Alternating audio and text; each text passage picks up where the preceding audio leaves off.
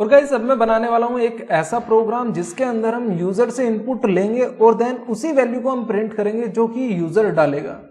तो यहां पर मैं एक फाइल तैयार करता हूं और इसका नाम मैं रख लेता हूं फॉर्मेटेड input.c। तो फटाफट से मैं अपनी हेडर फाइल को इंक्लूड करूंगा stdio.h एंड देन यहां पर हम अपने एक मेन फंक्शन को बनाएंगे और देन यहां पर मैं प्रिंट एफ फंक्शन को बनाऊंगा और इसके अंदर हम यूजर को इंस्ट्रक्शन देंगे एंटर ए नंबर और यहां पर मैं सेमीकोलन का यूज करूंगा और यहां पर मैं एक वेरिएबल बनाऊंगा इंट और इस वेरिएबल के अंदर मैं यूजर से इनपुट लूंगा। तो यहां पर मैं %d देन एड्रेस ऑफ ए और यहां पर हम वैल्यू को प्रिंट कराएंगे जो कि यूजर डालेगा। तो यहां पर मैं डाल देता हूं your value is %d and then comma a और यहां पर मैं रिटर्न कराऊंगा 0 को। कंट्रोल एस प्रेस करता हूं और यहां पर कोड को रन करता हूं। तो जीसीसी और यहां पर फॉर्मेटेड इनपुट और देन यहां पर मैं लिखूंगा a.exe और कोड को रन करता हूं। रेंज यहां पर देख रहे हैं, इस रेंज के अंदर जो भी वैल्यू मैं डालूंगा वो एज इट इज यहां पर प्रिंट होकर आने वाली है। लेकिन कंडीशन क्या बनती है, मैं इस रेंज के अंदर भी लिमिटेशंस को सेट करना चाहता हूं। जब मैं लिमिटेशंस के साथ यूजर से इनपुट लेना चाहता हूं या जो वैल्यू यूजर ने दी है उसे कुछ लिमिटेशंस के साथ रिप्रेजेंट करना चाहता हूं तो वहां पर मैं यूज करता हूं फॉर्मेटेड इनपुट आउटपुट का। फॉर्मेटेड इनपुट आउटपुट हमारे जो कैर डेटा टाइप्स होते हैं उनके ऊपर अप्लाई नहीं हो सकते क्योंकि इनके अंदर जो कैरेक्टर्स की मैक्सिमम या मिनिमम वैल्यू होती है वो 1 होती है। तो इसके लिए हम कोई मैक्सिमम और मिनिमम रेंज निर्धारित नहीं कर सकते, तो हम इसके ऊपर इसे अप्लाई नहीं कर सकते। कंडीशन क्या बनती है, क्या हम इसे इंट के ऊपर अप्लाई कर सकते हैं? हाँ, क्योंकि इसकी रेंज काफी बड़ी होती है और इसे हम फ्लोट के ऊपर भी अप्लाई कर सकते हैं, हम इसे डबल डेटा टाइप के ऊपर भी अप्लाई कर सकते हैं। लेकिन कंडीशन क्या बनती है, जिस तरीके से हम फ्लोट के ऊपर अप्लाई करेंगे सेम उसी तरीके से हम डबल के ऊपर भी इसे अप्लाई कर सकते हैं। तो इस वीडियो के अंदर मैं केवल आपको इंट और फ्लोट की फॉर्मेटेड इनपुट और आउटपुट को समझाने वाला हूं। तो सबसे पहले समझते हैं कि हम एक इंटीजर के अंदर फॉर्मेटेड इनपुट कैसे ले सकते हैं। तो गाइस इसके लिए हमें यूज करना पड़ता है कन्वर्जन स्पेसिफिकेशन के साथ W का, जो कि हमारी विड्थ को डिनोट करता है, जो कि मैक्सिमम विड्थ को बताता है। कंडीशन क्या बनती है, यहाँ पर आप देखें जो W डिनोट करता है वो हमारी बताता है कि हम एक यूजर से मैक्सिमम कितनी विड्थ ले सकते हैं, कितने कैरेक्टर्स एक नंबर के अंदर ले सकते हैं। और जहां पर डी हमारा क्या है, कन्वर्जन स्पेसिफिकेशन। मैं आप सभी को प्रैक्टिकली भी समझा देता हूं। और गाइस यहां पर आप देखेंगे मैंने ये प्रोग्राम बनाया था, लेकिन इसके अंदर अगर मैं चाहूं तो नंबर डाल देता हूं 7, 8, 9 और 5। मेरे पास एज इट इज वैल्यू आ चुकी है। लेकिन मैं चाहता हूं कि यूजर कुछ भी नंबर डाले लेकिन मैक्सिमम जो वैल्यू है, जो भी वैल्यू डाले उसकी स्टार्टिंग की केवल 3 डिजिट्स ही प्रिंट हो। तो मैं यहाँ पर क्या करूंगा, 3 का मैंने इससे पहले यूज किया, यानी यहाँ पर विड्थ को दे दिया और देन अपने कोड को वापस से कंपाइल करके मैं यहाँ पर रन करता हूँ। तो अगर मैं यहाँ पर 1, 2, 3, 4 यहाँ पर मैंने 4 डिजिट लिए हैं, तब देखते हैं इसकी आउटपुट क्या आती है।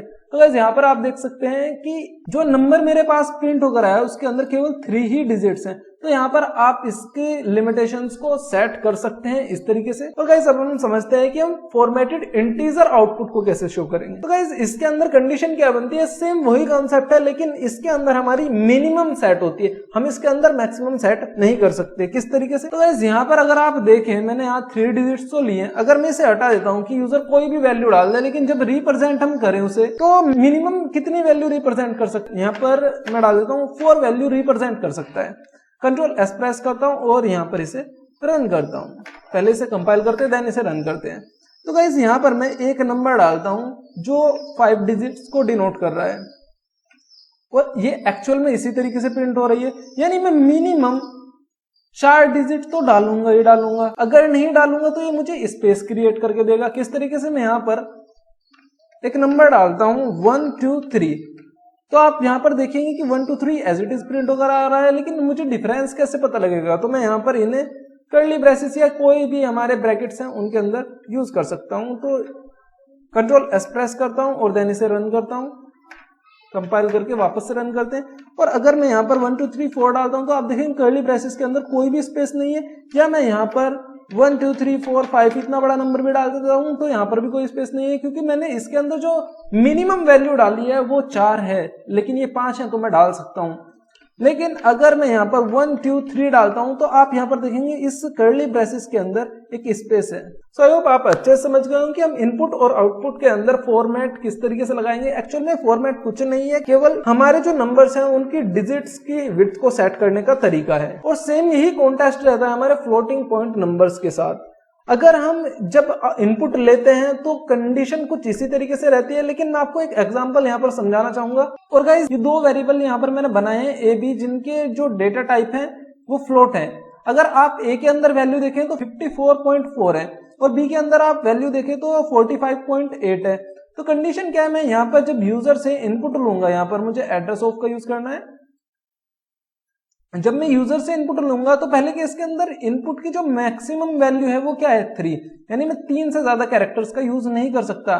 तो यहाँ पर आप देखेंगे 5 यहाँ पर आ चुका है और 4 भी आ चुका है, लेकिन इसके अंदर कंडीशन क्या है, ये पॉइंट को भी कैलकुलेट करेगा। तो यहाँ पर आप देखेंगे जो पॉइंट है वो भी अपनी एक जगह रखती है।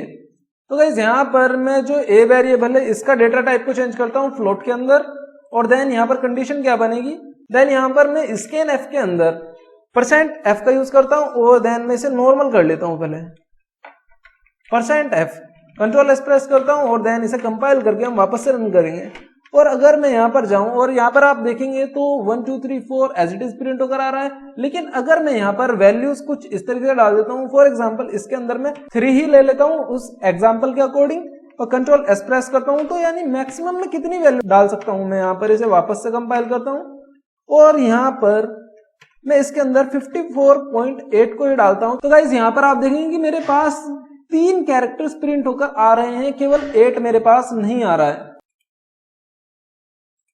और अगर मैं यहाँ पर 3 की जगह 5 का यूज करता हूं, कंट्रोल एस प्रेस करता हूं और देन वापस से इसे कंपाइल करके हम रन करते हैं, तो कंडीशन क्या बनती है, मैं वापस से उसी वैल्यू को डालता हूं 54.8।